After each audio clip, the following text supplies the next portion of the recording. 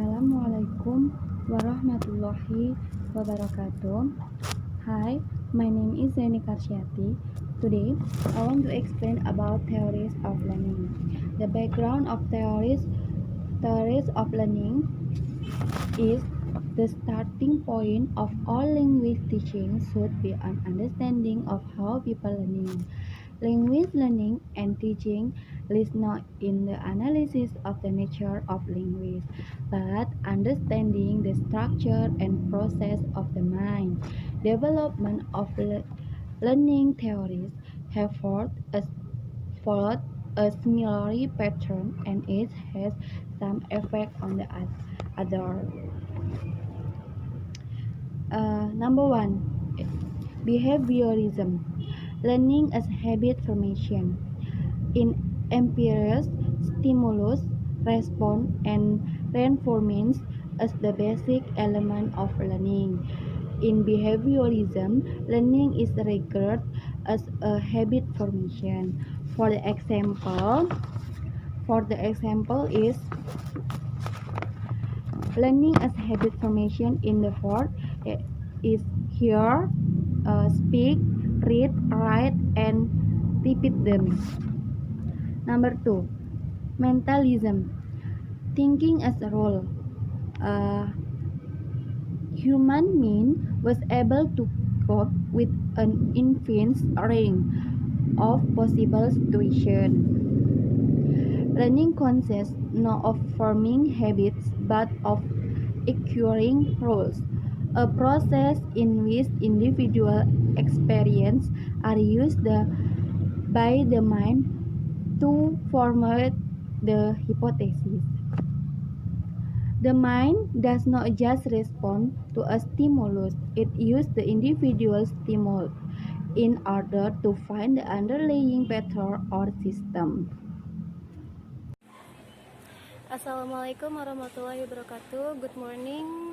My name is Yuyun Sulistia. Today I'm going to present about theories of learning in ESP, part 3 and 4 about cognitive code and the effective factors.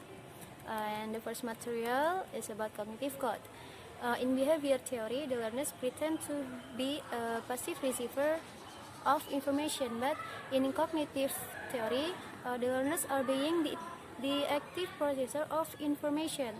The learning process and using a rule make the learners to think and use their mental power to understand the rule from the mass data and find the appropriate time or situations to use the application of rule. Therefore, in cognitive theory, learning is a process in which the learner tries to make a sense of data, and learning can also mean that the learner has managed to force some short meaningful interpretation of pattern on the data. In other words, that we learn by thinking and trying to make sense of what we see, feel, and hear. And the next material is about the effective factors of learners as emotional beings. People think, but they also have feelings. It is one of paradoxes of human nature that although we are all aware of our feeling and their effect on our action, we invariably seek answers to our problem in rational terms. It is as if we believe that human beings always act in a logical and sensible manner. This attitude affects the way we see learners more likely machines to be programmed. Or I've taught them the past tense, they must know it. Then people with likes and dislikes, fears, weakness, and prejudices. But learners are people.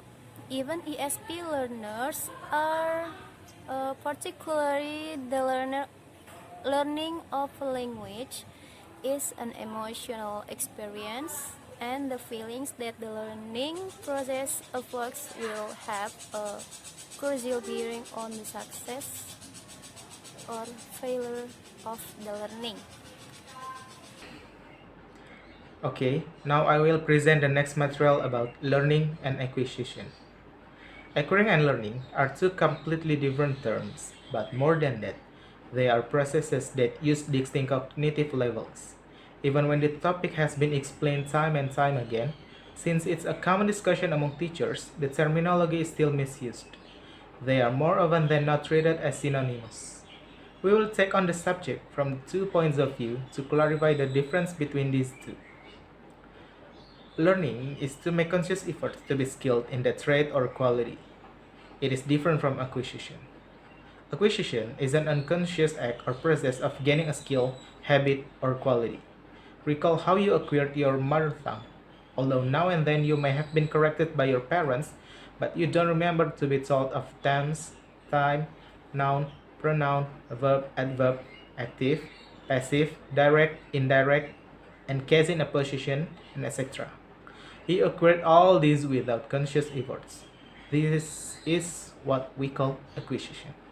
On the other hand, learning forces you to make a conscious efforts to know the aspects of a language you may not understand without being told.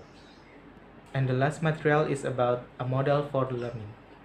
A learning model is a description of the mental and physical mechanisms that are involved in the acquisition of new skills and knowledge, and how to engage those mechanisms to encourage and facilitate learning. Human beings have many different learning styles, and most people can shift their styles in relation to the subject being studied, but most also have a preferred style that works best in conjunction with their own talents, aptitudes, and mental wiring. The primary learning styles that exist are visual, auditory, and kinesthetic or physical learning. In recent decades, many theories have been published due to the multiple methods available and the multiple learning styles that humans possess. This plethora of methods is subdivided into some categories: behaviorism, cognitivism, constructivism, design-based, humanism, and 21st century skills.